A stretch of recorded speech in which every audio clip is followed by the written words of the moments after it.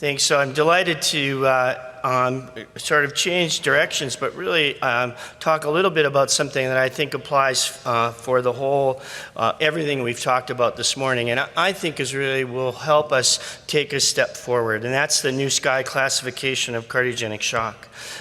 Let's see. So I have no disclosures, but I am on the SCAI Executive Committee, and so this document was just published simultaneous with and presented at the SCAI meeting, and you can see it's sort of a who's who of patients who are involved in cardiogenic shock. So I'd like to go really through the rationale and then the purpose and how we're going to use it. So one of the key things is, what is cardiogenic shock? And what's the severity? Is it left ventricle, right ventricle? What are really the initiating things? And then what are the support options? The classic definition of cardiogenic shock has been persistent blood pressure less than 90, not responsive to fluid alone, secondary to cardiac dysfunction, and then with signs of hypoperfusion with the cardiac index less than 2.2 or wedge greater than 15. And this is from the shock, classic from the shock trial, has been consistent. But when you actually look in trials, and I'll give you two examples. So the IMPRESS trial that you saw the results of earlier, blood pressure less than 90 for 30 minutes, pressors to get blood pressure greater than 90, that's in both trials, balloon pump shock. But in the IMPRESS, all the patients were intubated, 90% had cardiac arrest, the time to ROSC was 20 minutes, 70 to 80% had hypothermia, and they had lactates greater than 7.8. In contrast, the balloon pump shock 2 trial, these are patients where there was almost no cardiac arrest. In fact, I think it was excluded, and you had lactates of 2. So these are both cardiogenic shock, but I would tell you that they're dramatically different patients. And when you look at the outcomes of the trial, one, the mortality was 80+%, the other mortality is 50%. So they're not the same thing. And I think that was really the genesis of what we did, is so we got a consensus panel together. Our focus was on having interventional cardiology, heart failure, critical care, emergency medicine, critical care nursing, and cardiac surgery on the panel. And to get widespread endorsement, so we had endorsement by American Heart Association, ACC, STS, and the critical care societies. So what we wanted to do is put this together. What were the goals? To make it simple and intuitive without a need for a calculation, to add granularity to the severity of the shock so that you can help interpret those trials, to make it suitable for rapid assessment at bedside and frequent reassessment and reclassification. And our goal was, will it be actually validated? Can you apply it retrospectively to data sets? And more importantly, can you put it into design as you go forward?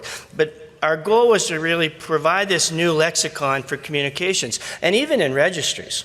Like registries it's impossible to interpret ACTION or NCDR, because the whole spectrum of cardiogenic shock is in one checkbox, cardiogenic shock. And so we really need to go forward with this, and so this is what the overall SCAIs are. So, and I'm going to go through them in a little detail. But extremis, deteriorating, classic, beginning, and at risk. And we're going to come back. But at risk, so this is actually the patient who's not currently have cardiogenic shock, but might be high risk. Decreased LV function, non-STEMI, STEMI, acute on chronic heart failure. And if you look, and I will also say this is our first attempt to put physical exam, biochemical markers, and hemodynamics on. And our goal is that in 5 years from now, if we encourage a consistent and standardized approach to cardiogenic shock, that we'll have more data on hemodynamics, more data on biochemical, so that we'll fill in these things and be more accurate. But these are really patients whose lactates are normal, they have normal pressure, but they're at risk. So the anterior infarct that has an EF of 25%, but currently is not in heart failure, for example. Beginning is, this is a patient who has evidence of relative hypotension, but without hypoperfusion.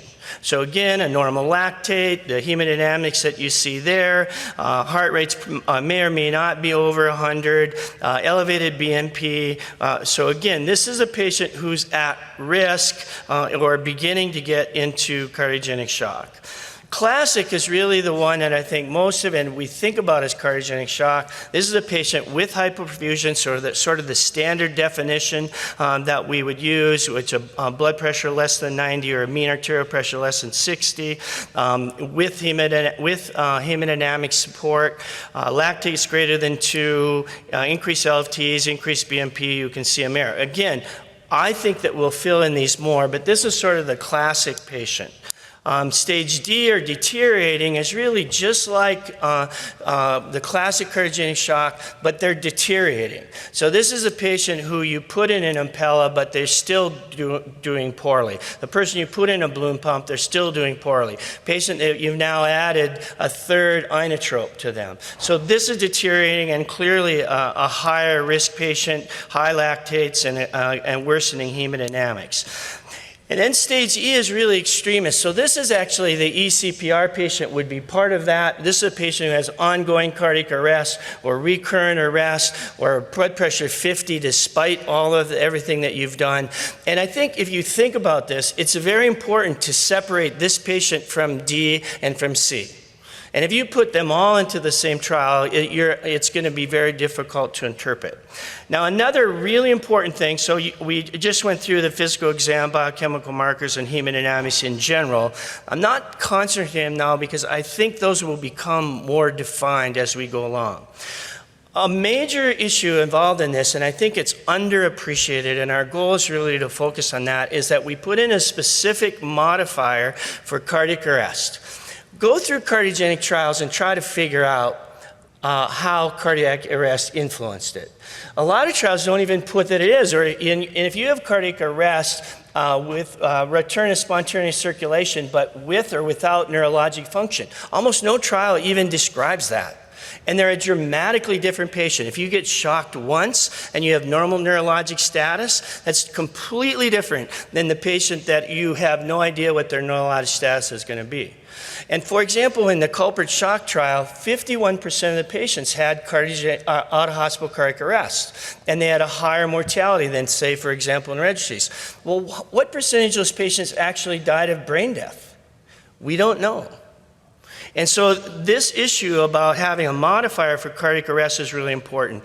And I'll show you that data now that this comes from our STEMI registry in Minneapolis is, I think, very instructive. So about 10% of the population have out-of-hospital cardiac arrest, about 10% have cardiogenic shock. When they have both, their mortality was 47%, their one-year mortality is 51%. Notice that if you leave the hospital, you do fine.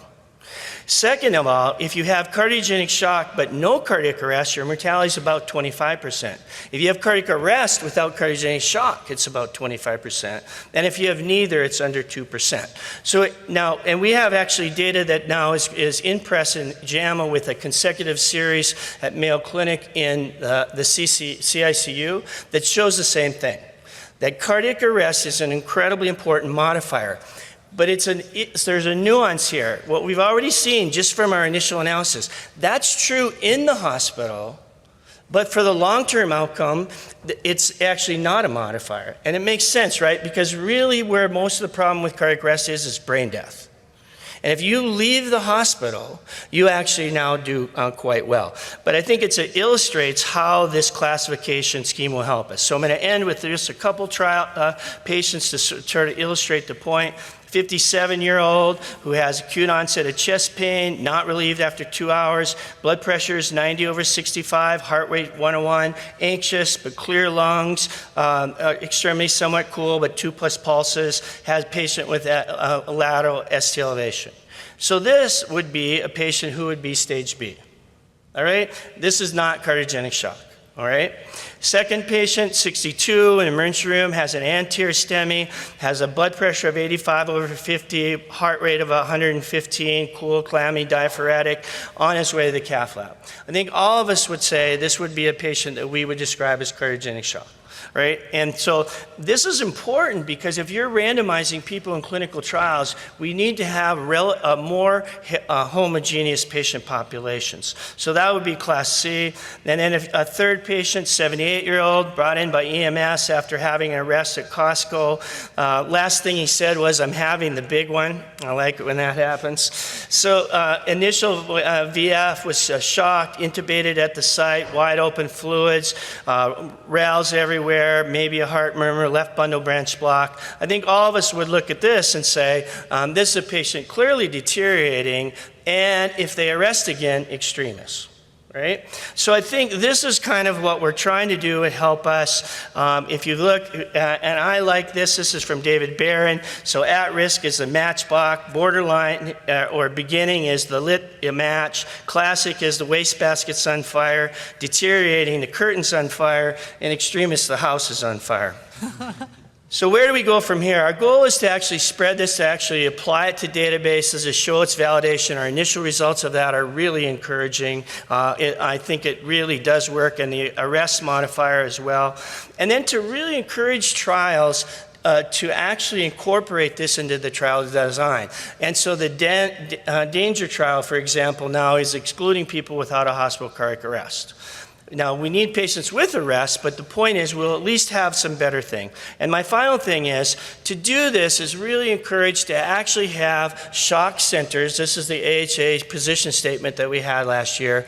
And that at shock centers that we have standardized protocols and that we're actively enrolling in randomized trials so that in 5 years from now, we can actually stand up here and show you that we have data rather than just anecdotes. So I'm going to end with that by really saying the other thing is, and I think Cal mentioned this earlier, a really outstanding conference last year, and I encourage people who are interested in shock, or if you have a shock center, make sure someone from your site is there for the SkyShock Symposium, which will be September 7th and 8th. Thank you very much.